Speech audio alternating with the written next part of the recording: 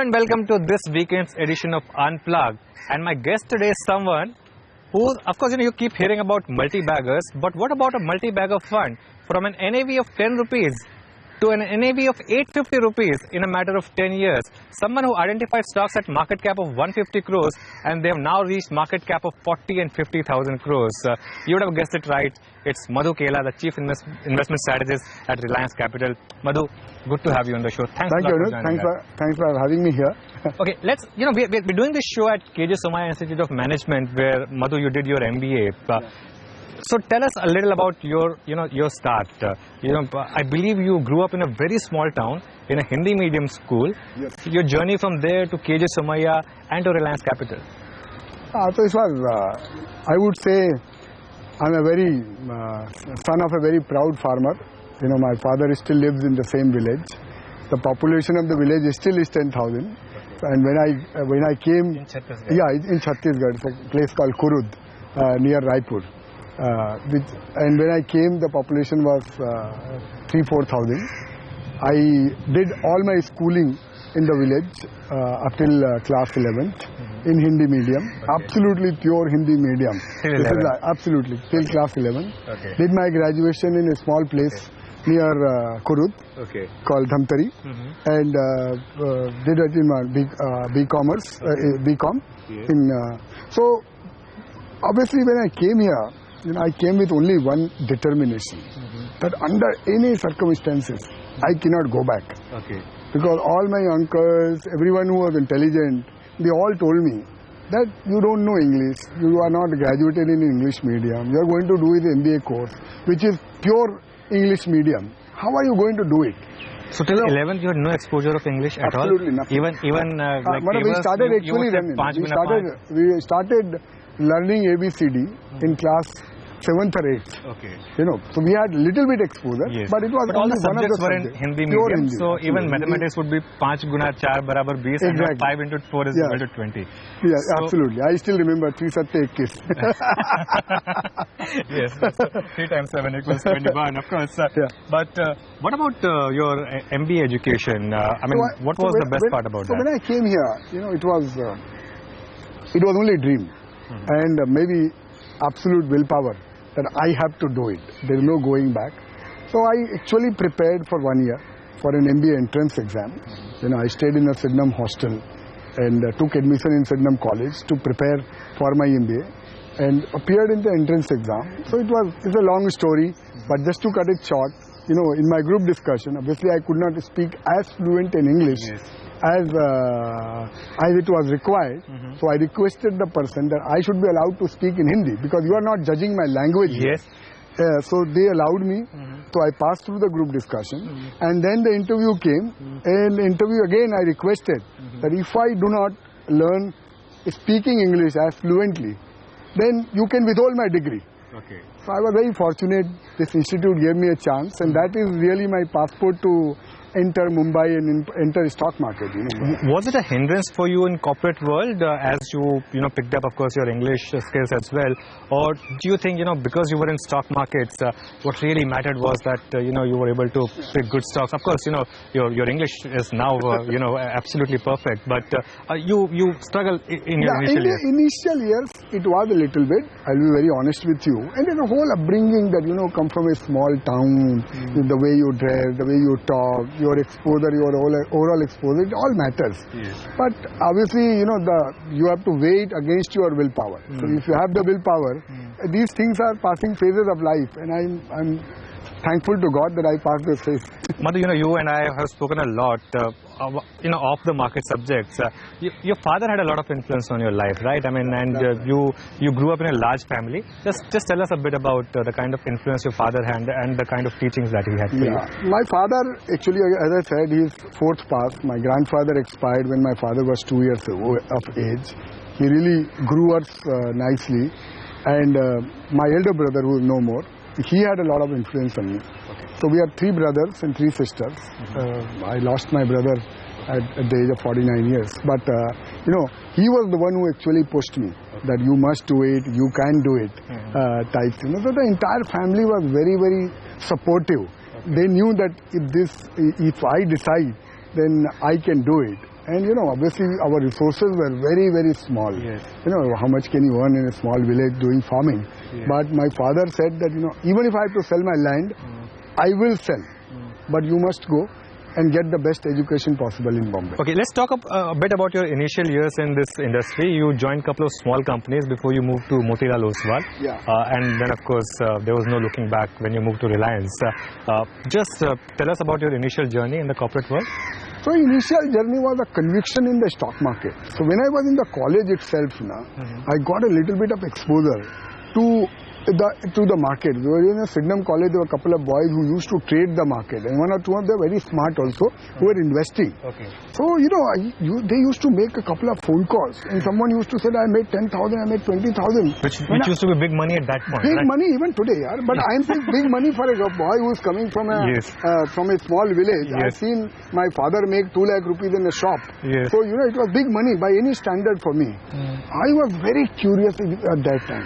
ऐसे कैसे होता है फोन लगा के पैसा बनता है so that's what developed a curiosity in me. So I was almost certain when I was 91 when I passed out my MBA that this is it. This is it. I never ever evaluated any other option for me. I'll be honest with you. Stock market was the only option. Only option. Okay. In 1990 I was very clear. I thought that this is a true business of businesses. Later on I discovered this is the only place you can be in touch with Tata, Birla and Ambani, because otherwise no one will care about you. Yes. Thirdly, you did not need to need to have like 10 crore or 100 crore rupees to start an industry or start a career. I started with 100 rupees. Yes. But even that 100 rupees was good. You could buy 100 rupees, you could buy 100 shares. Let's talk a bit about your investment philosophy, Madhu. You have picked a lot of multi-baggers. I mean, Divi's Labs, I think still remains your best investment. I think Jindal Steel and Power, you identified at some 200 crores and I think you sold at 60,000 crore market cap. How do you identify these huge multi-baggers and how do you stay invested in these companies? So to be honest with you, before you even ask me what is my regret, my actual regret is the number of companies which we identified. Had we stayed invested in those companies and had we had the wisdom looking back, and I'm being very candid and honest, that we actually identified so many of these companies way ahead. Like, we bought Siemens when the market cap of Siemens was less than 400-500 crores. Okay.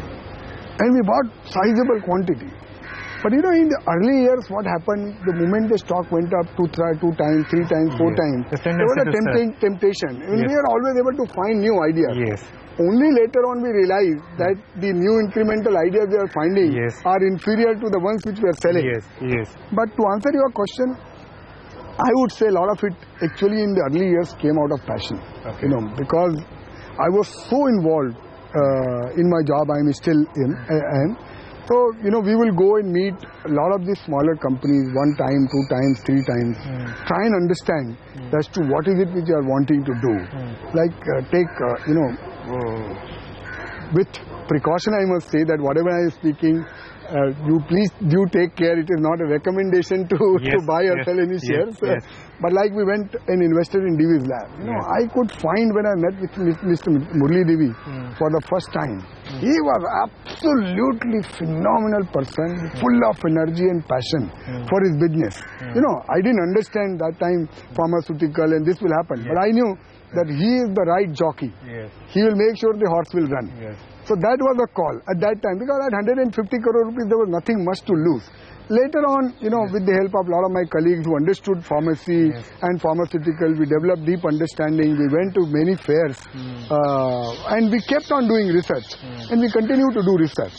But initial years, I think it was really identifying the entrepreneur and identifying the right business wherein there is good ROE and good cash flow.